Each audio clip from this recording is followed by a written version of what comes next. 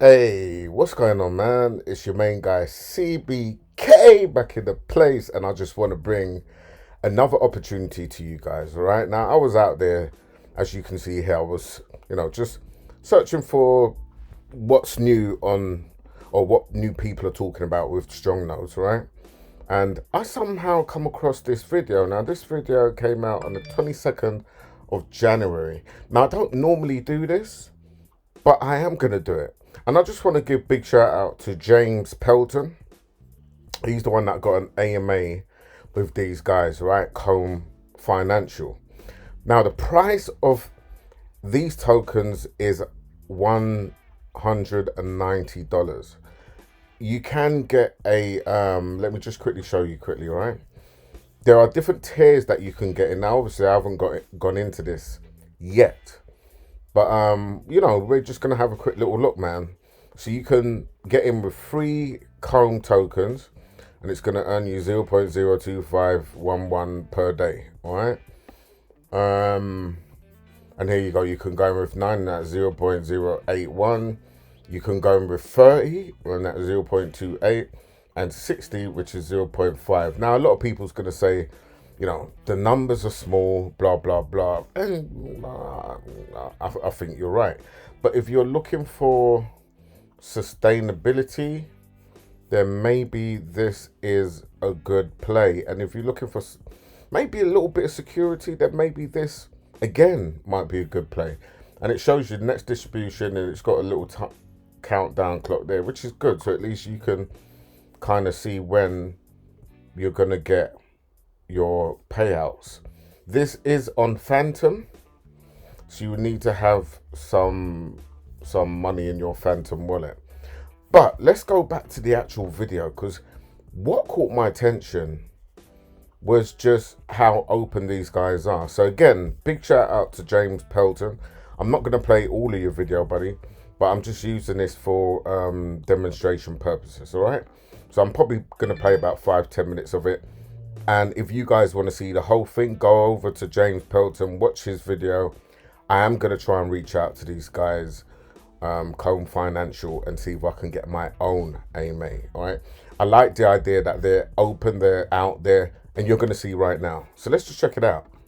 Hey, this is James Pelton, and looks like you get a Saturday hair, James, today. But today I want to go over AMA that I did with Comb Financial earlier this week. And first thing I want to just say is to stay calm about the markets. I know everything's kind of down, but just keep your eyes open for solid projects, solid teams. Welcome to. I also feel a little better about this project. When I did this AMA, they were at all-time highs, and I don't like to get into projects at all-time highs, and so I was a little just leery about, oh man, do I want to get in at that time? But they're down a little bit, as is the rest of the market pretty much. So it actually makes me feel a little bit better about entry point down a little bit. So, but I hope this AMA is helpful for you. So go ahead and give it a watch, and at the end, I'll show you how to get started with Comb Financial. All right, so maybe if you guys just want to start out by introducing yourselves, I think that would be helpful just for people to kind of know who they're talking to. Yeah, my name is Philip. I am the lead dev for the project, Comb Financial, and personally, my background has I'm a mobile developer as well as a web applications developer, and at the same time, I've recently got into blockchain space, and I've been developing for that since. And my name is Sam. Let's go to Boosh. I'm head of growth and product at Comb Financial. And a little bit about my background is I started my first business at 19. It was an automotive shop. And that one brick and mortar asset I've turned into 10 locations throughout California. And I did that without turning a wrench. And I see a lot of similarities in DeFi and automotive, in the automotive spaces. There's a lot of similarity as far as how the business is ran currently. And essentially, I got into DeFi this past year and been in crypto for the past few years. I've noticed a lot of cool and neat things, and very excited to be here. Okay, cool. And could you kind of sum up? So what made you start Comb Financial, or were you the founder? Do you have a co-founder, or how did this kind of start? Yeah, I was the founder of Comb Financial, and it really started with seeing all these other projects and saying, like, hey, I kind of want to do something cool of my own. And that is really where it started, like just knowing that the fascination that you can start something, get a community, and the main actually like goal behind this whole project is actually to create a social impact. So right now our social impact is providing utility through sustaining the network, but we do want to eventually invest in off-chain assets that could actually benefit the world. We want to donate to charities, and we kind of want to just take the crypto space and kind of expose it to the world in good ways that we can help, like maybe the environment or just people in general, or just bees even, right? So that's kind of the whole like mentality and the goal I had initially when starting this up. Cool.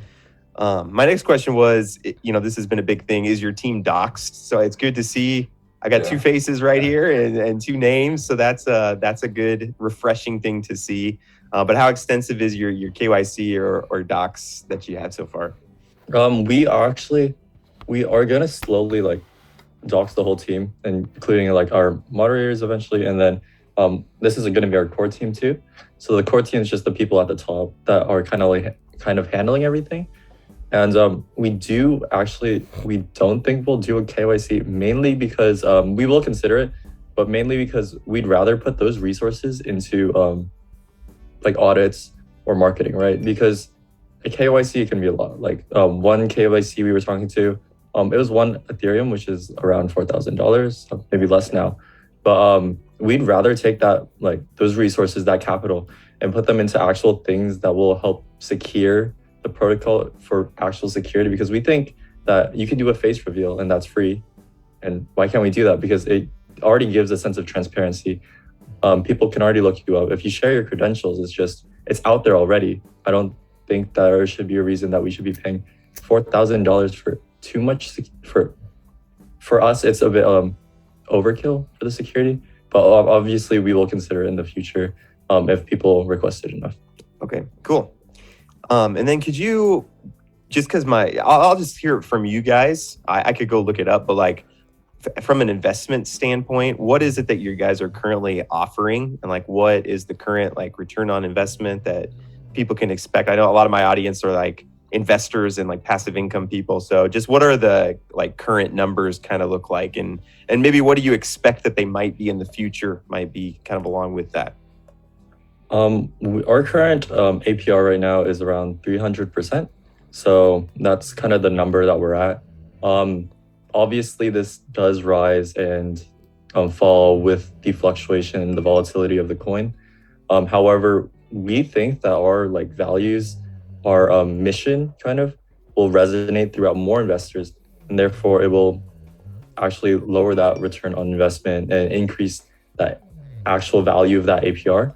But those are our numbers right now. We do actually plan on doing other projects, right, with similar investments like the tokenomics, but those projects will actually, to us, they will provide more utility and value to the coin, which is something that investors should probably look at more often, I feel.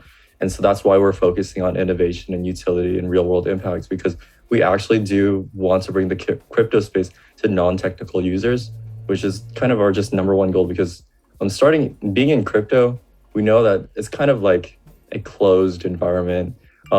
I think the numbers are there's about like 20% of people that actually do own crypto and like are active. Yeah, we want to kind of introduce crypto because we see it as something as being standardized in the future.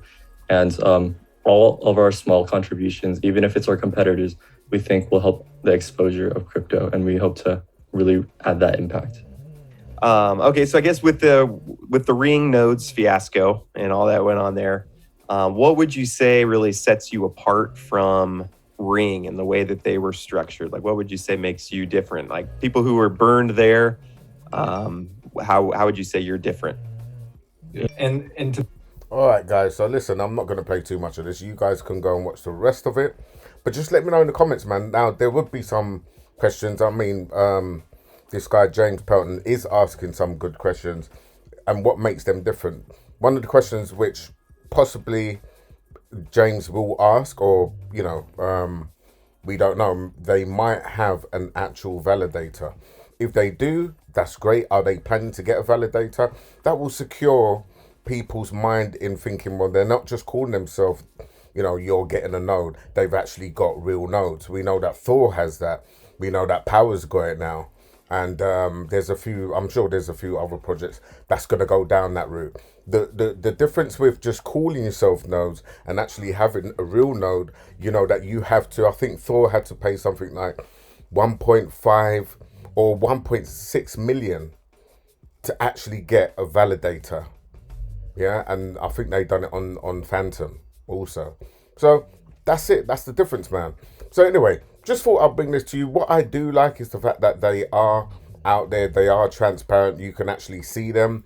They sound like they've got American or Canadian accent. So, you know, I'm sure they're not just going to put their face out there if they are looking to rug. But then you can never say, you don't know what people's intentions are. You know what I mean? They might just get, you know, a whole facelift, tummy tuck, and a new arse, and then just transform themselves. You know what I mean? You might be looking at a man today, tomorrow it could be a woman, and they've escaped with whatever millions they've intentionally gone out to take. But anyway, I just thought I'd bring this to the actual community. Let me know what you guys think. It's Comb Financial. You know, you never know. It might just be one of these things which might last. And just before I actually go, let me see if they're actually on here.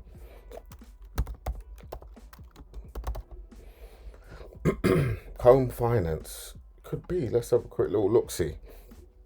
I think this is, yeah, $195 it is, and they're actually up. Home Financial, so that's definitely them. And what we want to see is actually the actual contract. So FTM scan is what we need. Want to see how many comb they've got. So they've got 104,118,000. No, 104,118. So 104,000, not a lot. And that reflects in the actual price of the actual token. We can go to holders. The largest is this, and this is actually, this could be the actual distribution address. There are no burning that I can see. The largest holder has 10,000. So this could be the distribution. This is the largest holder, possibly Dev, which is 10,000, which I suppose isn't a lot.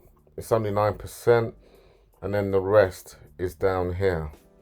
And we can see if this actually is the distribution, because we should see active stuff going on. Right, so compound, cash out all. Right, so by the looks of this, let's just see.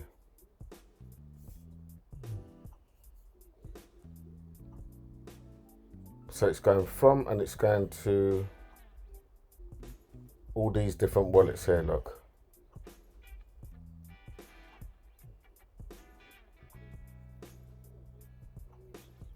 Right, so we've got in there, and we've got out here.